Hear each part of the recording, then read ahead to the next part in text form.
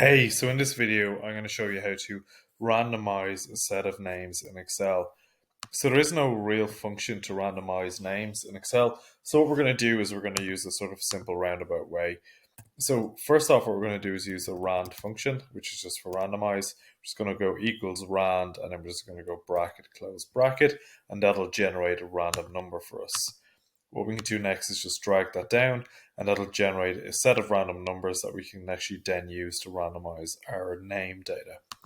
So once I've selected the name data, what we can do then is just go to custom sort, and then we can go click custom sort here, and then we can sort by, let's say, column C, and then we can say largest to smallest, and we can click OK.